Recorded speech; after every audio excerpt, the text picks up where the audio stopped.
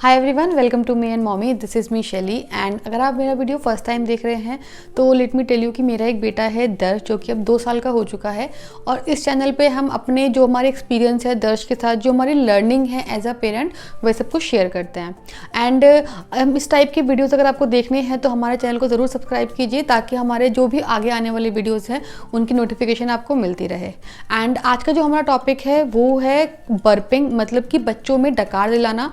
तो आज की वीडियो में हम बात ये करेंगे कि एक्चुअल में डकार दिलाना बच्चों को इतना इंपॉर्टेंट क्यों है, हर कोई क्यों बोलता है कि बच्चों को डकार ज़रूर दिलानी चाहिए, उसके साथ साथ आपको क्या प्रिकॉशन लेनी चाहिए, क्या सही तरीका होता है, वही सब इस वीडियो में आज हम बात करेंगे। तो वीडियो अगर पसंद आए तो लाइक ज़रूर कीजिएगा। तो फटाफट से हम वीडियो स्टार्ट करते हैं। तो सबसे पहला क्वेश्चन ये होता है कि एक्चुअली बच्चों को फीड के बाद बर्प कराना या डकार दिलाना इतना इंपॉर्टेंट क्यों होता है। तो देखिए क्या होता है कि जब भी बच्चे स्पेसिफिकली जो भी 4 महीने से छोटे बच्चे होते हैं, जब भी वो दूध पीते हैं, चाहे वो ब्रेस्ट फीड करे चाहे वो बॉटल फीड करे, तो उनको प्रॉपरली सक करना नहीं आता, वो चीज़ें सीख रहे होते हैं। तो वो दूध के साथ काफ़ी ज़्यादा एयर भी सक कर लेते हैं, जो एयर उनके पेट में जाके उनको पेट में पेन कर सकती है, उनको डिस्कम्फर्ट क्रिएट कर सकती है, और उससे हवा की वजह से उनका पेट जल्दी भर जाता है। तो इन सब रीज़न की वजह से ये काफ़ी इंपॉर्टेंट होता है कि जब भी आप बच्चे को फीड कराएं तो वो जो एक्सेस एयर बच्चे ने सक की थी दूध के साथ, उसको आप बाहर निकाल दें। और उसको बाहर निकालने का जो तरीका होता है वो यही होता है कि आप बच्चे को डकार दिलाएं या बर्प कराएं, ताकि वो हवा बाहर आ जाए। इसी में एक सेकंड क्वेश्चन ये आता है कि अगर आप बच्चे को फीड के बाद बर्प नहीं कराएंगे तो क्या होगा। तो देखिए, वो जो हवा है वो बच्चे के पेट में ही रह जाएगी, जिसकी वजह से बच्चे को पेट दर्द हो सकता है। वो बहुत क्रैंकी सा आपको रोता हुआ सा लगेगा, आपको समझ में नहीं आएगा कि बच्चे को क्या हुआ, उसने तो अभी दूध पिया था, नींद भी पूरी है, बट वो बहुत ही परेशान रहेगा, क्योंकि वो जो हवा होगी उसके पेट में वो उसे बहुत ज़्यादा परेशान कर रही होगी। इवन काफ़ी ज़्यादा केसेस में, इवन मैक्सिमम टाइम अगर हवा रह जाती है बच्चे के पेट में, तो उसकी वजह से बच्चे को बहुत ज़्यादा स्पिटअप या वॉमिटिंग देखने को भी आपको मिल सकती है। नाउ थर्ड क्वेश्चन आता है कि बच्चों को कितनी फ्रिक्वेंटली या कितनी बार बच्चों को डकार दिलानी चाहिए। तो देखो, सबसे इसका जो थंब रूल है वो ये है कि जब भी आप बच्चे को फीड कराते हैं, कि छोटे बच्चे दूध ही पीते हैं सिर्फ, तो जब भी आप बच्चे को दूध पिलाते हैं उसके बाद हमेशा आपको बच्चे को डकार दिलाना मैंडेटरी है।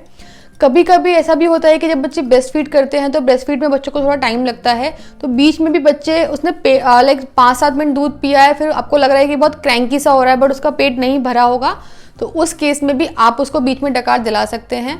या फिर जैसे ब्रेस्ट फीड में ये सजेस्टेड होता है कि आप जब भी बच्चा फीड करे तब दोनों साइड से उसको फीड कराएं। तो जब भी अपनी साइड चेंज करते हैं बच्चे को फीड कराने के लिए, तब भी आप बीच में बच्चे को डकार दिला सकते हैं, ताकि जो भी एयर उसने सक की थी वो बीच बीच में निकल जाए। इसमें आपको एक चीज़ और ध्यान रखनी है कि कभी कभी ऐसा होता है कि बच्चा दूध पीते पीते खुद ही अपने आप से ही बर्प कर लेता है, तो उस केस में भी आपको बच्चे को पूरा उसका जो फीडिंग सेशन है वो ख़त्म होने के बाद उसको बर्प कराना मैंडेटरी है। इन शॉर्ट कि जब भी बच्चे ने फीडिंग की है उसके बाद आपको, चाहे बच्चे ने बीच में डकार ली थी चाहे नहीं ली थी, बट फीडिंग सेशन पूरा खत्म होने के बाद आपको बच्चे को डकार दिलाना मैंडेटरी है। नाउ नेक्स्ट, और काफ़ी एक जो मोस्ट जो न्यू मॉमीज होती हैं उनको एक रहता है कि अगर बच्चा डकार ले ही नहीं रहा है, हम कब से ट्राई कर रहे हैं बट बच्चा डकार ले ही नहीं रहा है, तो उस केस में क्या करें। तो उस केस के लिए कोई बात नहीं, आप जिस भी तरीके से बच्चे को बर्प कराते हैं, बच्चे को 5-7 मिनट तक ट्राई कीजिए बर्प कराने का। अगर वो नहीं करता है तो कोई बात नहीं, उसको थोड़ी देर के लिए सीधा लिटा दीजिए और उसके बाद 5-10 मिनट के बाद फिर से ट्राई कीजिए। पॉसिबिलिटी है कि उस केस में बच्चा आराम से डकार ले लेगा। यहाँ पर आप ये भी कर सकते हैं, जैसे डकार दिलाने के 2-3 तरीके होते हैं, जो कि इस वीडियो के एंड में हम बात करेंगे। तो आप पोजीशन चेंज करके भी बच्चे को डकार दिला सकते हैं। वो काफ़ी बार ये होता है, मेरे केस में तो काफ़ी होता था कि जो एक ट्रेडिशनल तरीका होता है उससे दर्श कभी डकार लेता ही नहीं था, हमेशा वो सेकंड पोजीशन से ही डकार लेता था। तो आप ये भी ट्राई कर सकते हैं। नाउ नेक्स्ट क्वेश्चन आता है जिसके बारे में काफ़ी लोगों को कन्फ्यूजन होता है कि एक्चुअल में बच्चों को फीडिंग के बाद बर्प कराना कब तक मैंडेटरी होता है। तो देखिए क्या होता है, जैसे जैसे बच्चा थोड़ा थोड़ा बड़ा होता है उसको समझ में आने लगता है कि कैसे उसको फीड करना है, तो उसकी एयर इनटेक जो है वो धीरे धीरे करके मिनिमाइज हो जाती है, और ये बच्चा जनरली अचीव कर लेता है 4 to 6 मंथ्स के बीच में।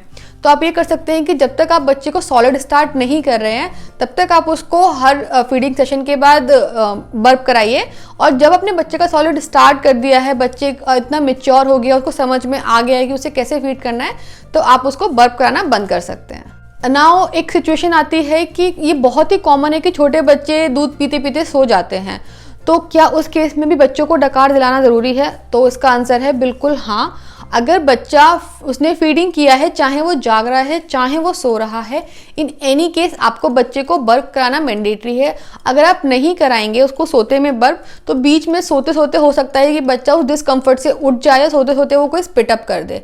तो जब अगर बच्चा लाइक फीड करते करते सो गया है तो भी आप उसको अपने कंधे पे लगा के हल्का हल्का से उसको रब करते रहिए, ताकि वो इजीली बर्प ले पाए और उसकी जो नींद है वो भी ना टूटे। नेक्स्ट क्वेश्चन एक ये आता है कि काफ़ी बच्चों को जब वो बर्प करते हैं तो थोड़ा सा स्पिटअप होता है, क्या वो नॉर्मल है? तो हाँ, ये बिल्कुल नॉर्मल है, क्योंकि क्या होता है कि जैसे जब बच्चे ने स्पेसिफिकली जब साइड ब्रेस्ट फीड के टाइम पे अगर बच्चा साइड चेंज करके फीड करता है तो आपने उसको फीड कराया, आपने उसको बर्प नहीं दिलाई, आपने उसको फिर सेकेंड फीड कराया, तो उससे क्या होता है कभी कभी कुछ दूध जो है वो हवा के ऊपर रह जाता है, जिसकी वजह से जब बच्चा उस हवा को बाहर निकालता है तो थोड़ा बहुत दूध बाहर आ सकता है। बहुत ज़्यादा अगर आता है तो वो वॉमिटिंग है, बट अगर उस हवा के साथ थोड़ा बहुत दूध आता है तो वो नॉर्मल है। तो इसी चीज़ के लिए एडवाइजेबल होता है कि जब भी आप बच्चे को बर्प कराएं तो आप एक बर्प क्लॉथ ज़रूर अपने शोल्डर पे या लैप पे, जहाँ जिस भी तरीके से आप बर्प करा रहे हैं वो डालकर रखें, ताकि आपके कपड़े गंदे ना हों। नाउ हम आ गए हैं वीडियो के लास्ट सेक्शन पे कि एक्चुअल में बच्चों को बर्प कैसे कराना चाहिए।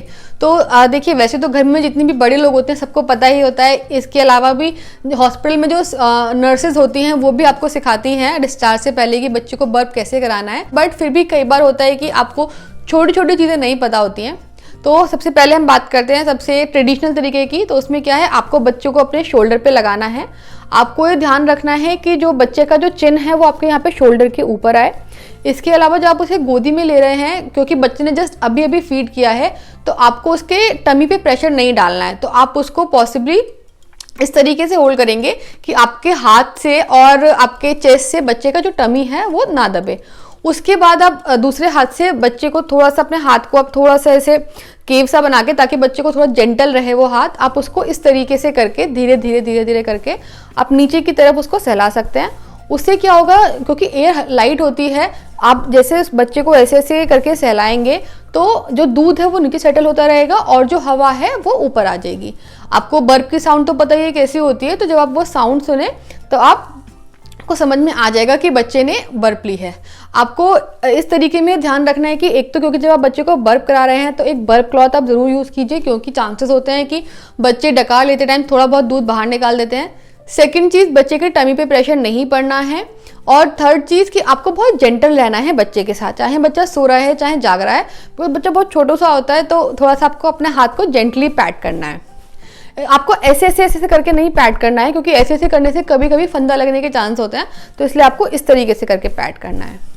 नाउ हम बात करते हैं सेकंड तरीके की, जो दर्ज के केस में काम करता था वो शोल्डर पे कभी डकार नहीं लेता था, हमेशा मैं उसको सेकंड तरीके से कराती थी डकार। तो उसमें क्या होता है, आपको या तो किसी चेयर पे, सोफा पे या बेड पे, या पैर बिल्कुल स्ट्रेट करके रखने हैं और स्ट्रेट करके आपको बच्चे को अपने लैप पे बिठाना है। मैं फोटो अटैच कर दूंगी इस पोजीशन का, अभी क्योंकि दर्द तो बड़ा हो गया तो अभी मैं उसको बिठा नहीं सकती हूँ।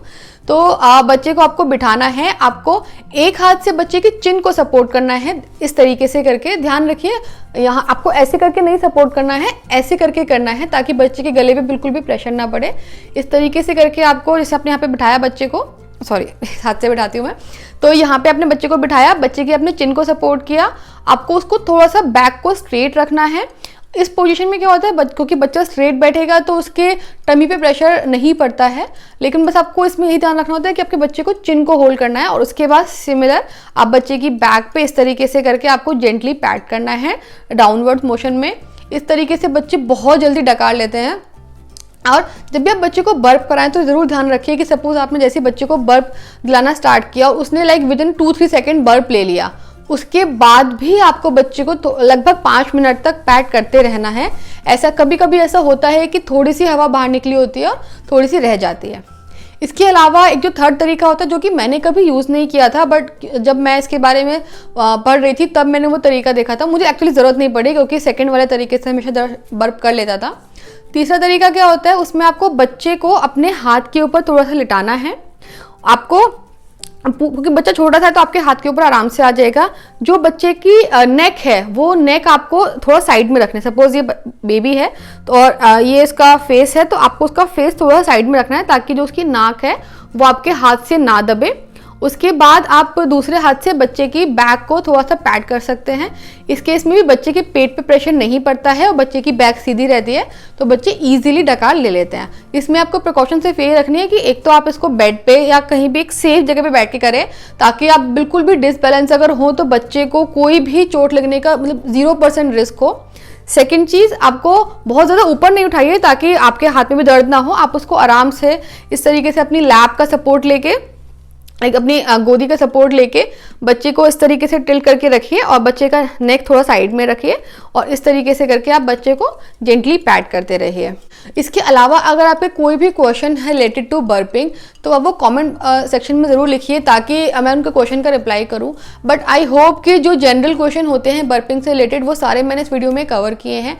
इसके अलावा कुछ भी जानना है तो प्लीज़ कमेंट में ज़रूर बताइए। और अगर आपको वीडियो हेल्पफुल लगा हो, पसंद आया हो, तो वीडियो को लाइक ज़रूर कीजिए। और अगर ऐसे ही और वीडियो आप देखना चाहते हैं तो हमारे चैनल को ज़रूर सब्सक्राइब कीजिए और सब्सक्राइब करने के बाद जो नोटिफिकेशन बेल है उसको भी ज़रूर हिट कीजिए ताकि जब भी हम कोई वीडियो पोस्ट करें तो आपके पास सबसे पहले नोटिफिकेशन आ जाए। And thank you for watching this video.